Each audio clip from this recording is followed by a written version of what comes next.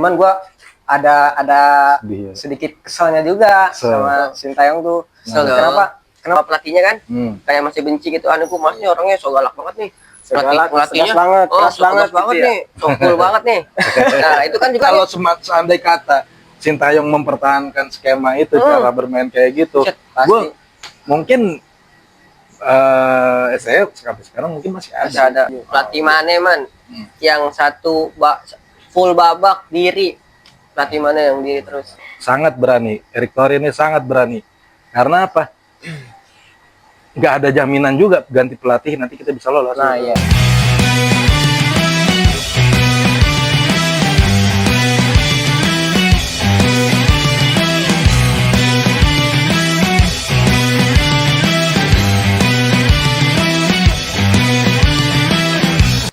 Halo, assalamualaikum warahmatullahi wabarakatuh. Apa kabar teman-teman? Berjumpa lagi dengan kita di channel Beringas Media. Teman-teman, terima kasih atas dukungannya nih. Karena kita membuat video lagi. Kali ini agak menghebohkan. Berita yang santer beberapa hari terakhir. Sintayong tiba-tiba dipecat. Ada apa nih sebenarnya PSSI ini? Apakah memang Sintayong tidak bisa atau dikira tidak layak meloloskan Indonesia di Piala Dunia? Kita bahas aja deh. Kita ngobrol sambil ngopi dibarengin teman saya. Sekali lagi kita ketemu dengan Aldi. Halo bang. Ya, sama Iman. Halo bang. Ya, Oke, kali ini kita ngobrol santai, suasana outdoor sambil ngopi. Kita akan bahas rumor, bukan rumor, ini berita, fakta, dan sudah rilis resmi dari PSSI tentang pemecatan Sintayong. Sintayong nih secara kita runut dari awal. Ketika beliau datang ke Indonesia, melatih timnas Indonesia, kita itu dalam posisi Indonesia pemain atau timnas kita terpuruk peringkat 174 sampai akhir kemarin tim Sintayong membawa Indonesia ke peringkat 127. Luar biasa secara progres, luar biasa secara permainan berkembang sangat pesat. Kita nggak ada yang menyangka sampai bisa lolos ke ronde ketiga Piala Dunia. Ini belum pernah terjadi sebelumnya. Apa yang membuat PSSI memecat dia? Ya, ini adalah obrolan yang semua opini bisa memberikan masing-masing sudut pandangnya. Teman-teman mau beri opininya masing-masing, itu hak kalian, asal tidak menghujat. Oke, langsung kita lempar nih ke teman-teman. Aldi, Iman, kita nih melihat situasi sekarang ini dengan pemecatan STY, itu gimana menurut kalian? Ya silakan, yang mau ngomong duluan silakan. Nih gua tuh bang ya, gua pengen ngomong banget nih. Gue udah kayak keluar batu pundak gua nih. Boleh, iya bener sih. Emang gini, emang diganti ya, emang apa bang, emang harus diganti juga. Karena kan mentok-mentok nggak boleh dong, mentok-mentok doang seperti itu kan. Oke. Nah, gue bukannya OTT, bukan, emang bener harus diganti yang lebih baik lagi. Kan tahu sendiri bang ST, tahu sendiri kan ST. Bener-bener formasinya itu aja kan.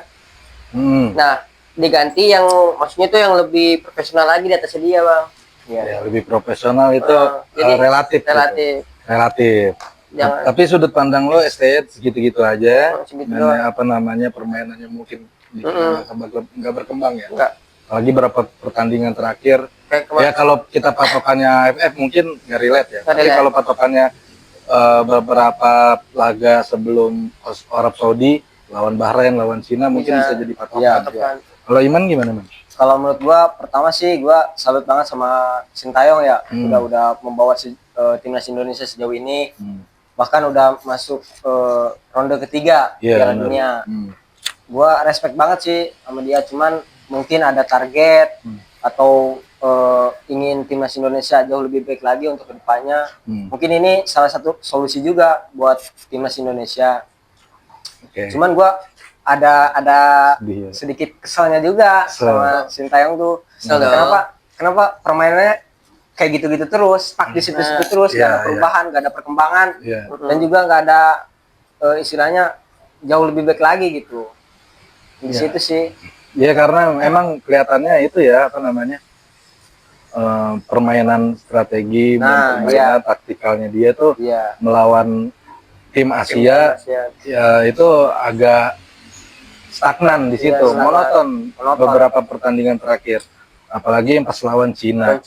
Salah satu alasan PSSI memecat atau memberhentikan STY itu karena pertandingan lawan Cina. Kemarin kan lawan Erick Thohir ngomong kayak gitu. Salah satunya itu karena kenapa Cina? Ya kita semua pasti tahu orang namanya Sintayong harusnya itu ngambil poin di situ. Kok malah bikin strategi yang aneh, terus pemain yang dimasukin juga kok istilahnya yang ide lah ya. Iya gitu loh, namanya di luar prediksi. Dan itu bukan tim yang ya kayak Tomaya nggak dimasukin, terus Asnawi dimainin, terus dijadiin ban kapten. Itu kan sementara Jesus ada di situ.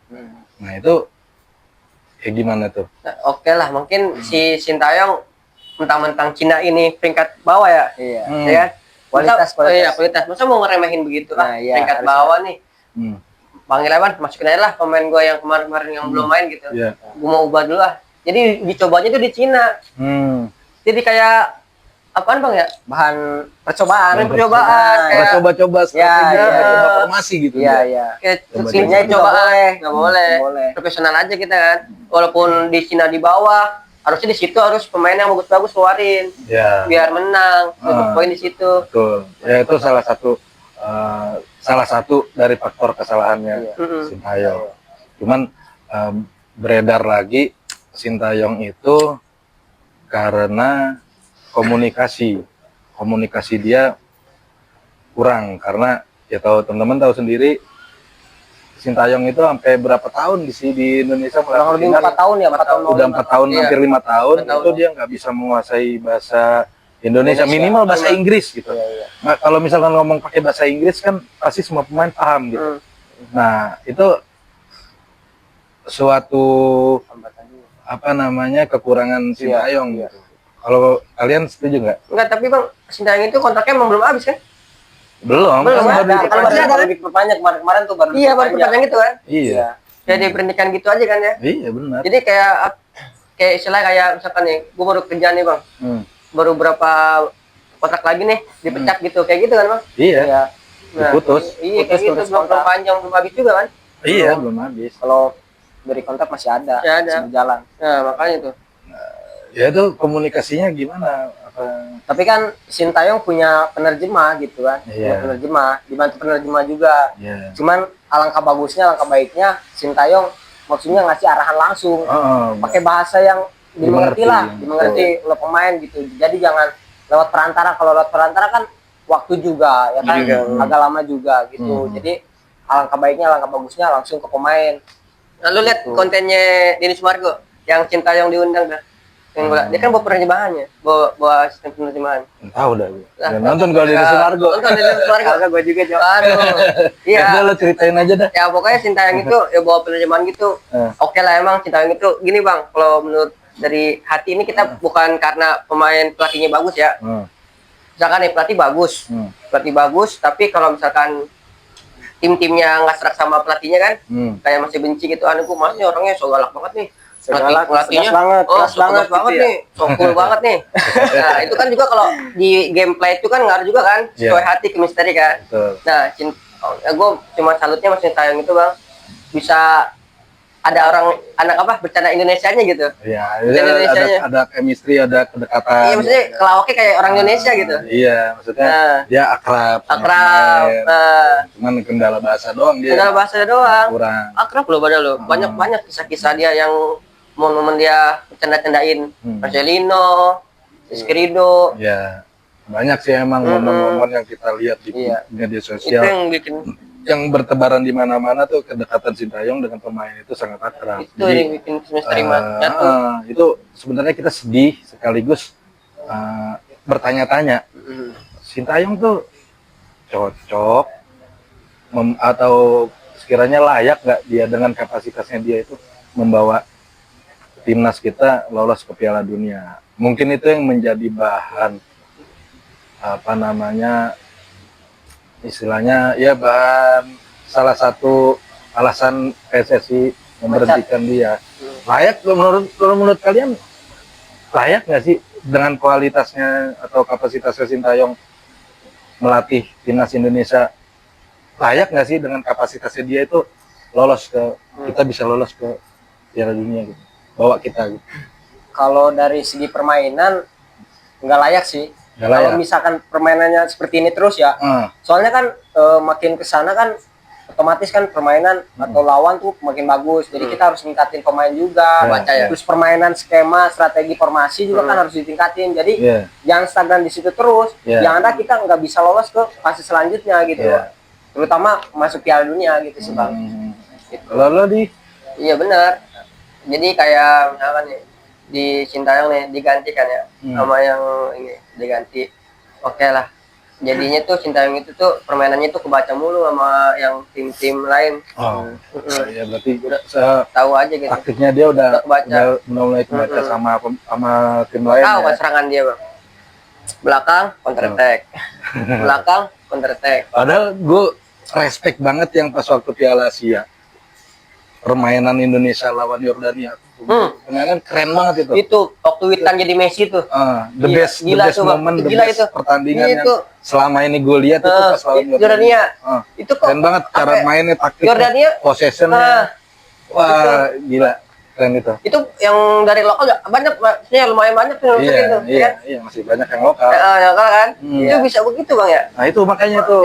Sebenarnya kalau seandai kata Sintayong mempertahankan skema itu, cara bermain kayak gitu, gue mungkin saya sampai sekarang mungkin masih ada sih. 41 kan ngertinya 41 kan yang 41. Iya 41. Itu keren banget. Nah, jadi ya balik lagi Sintayong ada plus minusnya.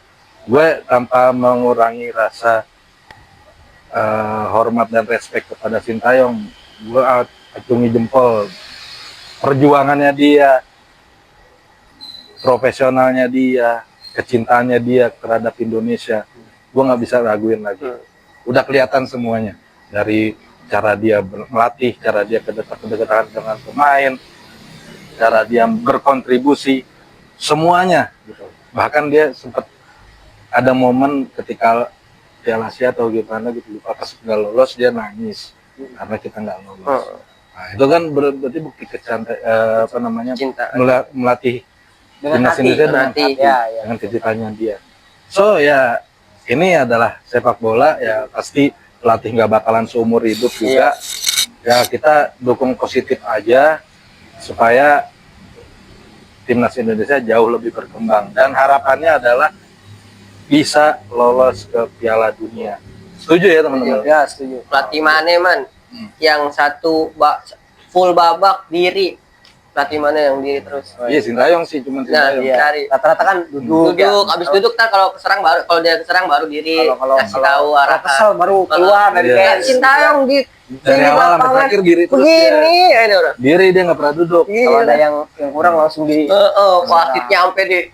Oh bahasa Korea lah. Gitu. Bukti komitmennya dia ikut berjuang bareng sama pemain. Bener ya. Ketika pemain lari bertarung di lapangan, dia nggak santai-santai. Dia ikut berjuangnya dengan cara di game itu. Iya berdiri. Itulah momen-momen positif, momen-momen yang nilai plusnya Sintayong itu teman-teman pasti bisa menilai sendiri. Sintayong tuh kayak gimana perjuangannya dia, kontribusinya dia, menaikkan kelas kita, pemain timnas kita yang cuman dari usia muda bisa jadi seperti sekarang kayak Rizky Ridho, kayak Witan, kayak Marcelino, itu kan didikan Sintayong di awal. Ya. Dan gua akuin berhasil gitu dengan pemain lokal yang mungkin apa namanya secara seorang atlet profesional itu mereka kadang-kadang ya kayak pengakuan Rizky Ridho aja terkait nutrisi aja dia nggak tahu gitu kan. Nah, dan di momen di kepelatihan Sintayong itu diajarin dan mereka pemain-pemain kita tuh baru tahu gitu. Dan akhirnya mengembangkan karirnya mereka sampai sekarang luar biasa. Luar biasa. Ya gitu. Bener kan?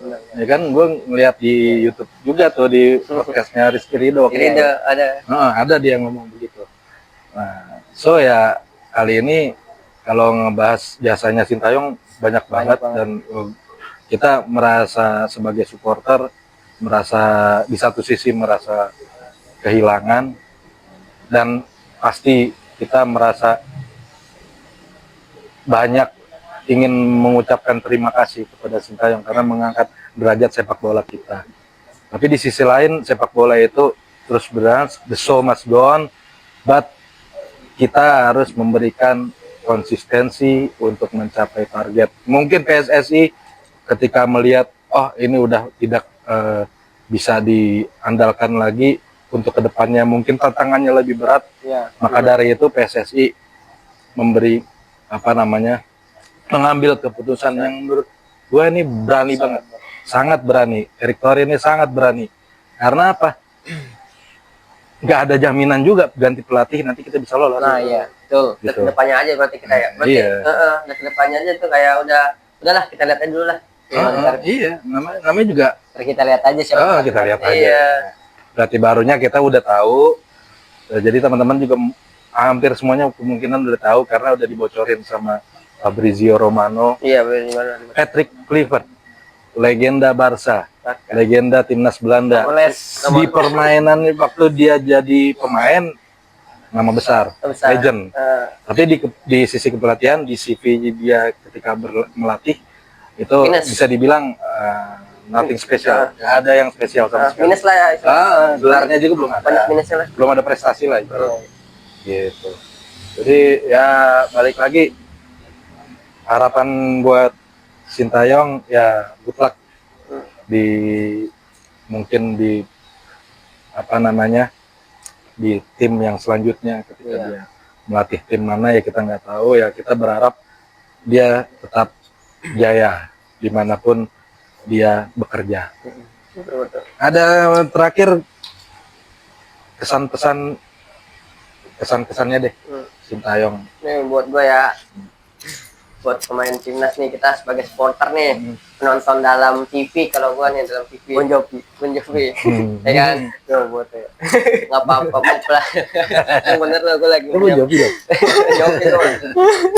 gue cuman berharap doang nih, mau pelatihnya siapapun itu, yang penting Indonesia bisa lolos Piala Dunia. Ya setuju gue. Komplit siapapun, pokoknya yang terbaik buat timnas itu aja gue bang. Lawan kesannya sih mudah-mudahan kita timnas Indonesia bisa jauh lebih baik lagi, bisa tumbuh, bisa berkembang, terus bisa ada perubahan lah dari masa Sintayong ke yang baru ini. Mudah-mudahan ada peningkatan, terus rating bagus, terus apa namanya prestasi juga oke, ya kan? Ya gitu aja sih, gue sebagai masyarakat Indonesia atau pendukung timnas gitu kan, doanya yang terbaik buat timnas selanjutnya. Gitu. Karena orang Cina loh. Kita kalau pesan dari gue, kita nggak usah baper. Kehilangan Sintayong bukan berarti kita kehilangan segalanya. Iya betul. Sepak bola adalah sepak bola. Ketika ada pergantian pemain, pergantian pelatih, pergantian ketua federasi, itu hal yang sangat wajar. Biasa. Tetap kita harus tetap bantu, kita harus tetap support pemain, pelatih, federasi, semua unsur. Kita support 100% dengan tujuan yang sangat kita inginkan. Tujuannya hanya satu, Piala Dunia. Piala Dunia. Oke, mungkin itu aja. Sekian video kali ini kita membahas Sintayong. Next kita akan membahas pelatih baru yang masih dirumorkan dan teman-teman sudah tahu dan sudah beredar di mana-mana, Patrick Kluivert menjadi penerus dari pelatih timnas Indonesia. Mungkin video ini cukup sekian, nanti kita akan ketemu lagi di video selanjutnya. Terima kasih teman-teman, jangan lupa tetap dukung kita, support kita dengan subscribe, like, komentar opini kalian, dan sebarkan video ini ke teman-teman kalian. Oke, mungkin cukup sekian dari kita. Terima kasih. Wassalamualaikum warahmatullahi wabarakatuh. Salam sepak bola. Salah.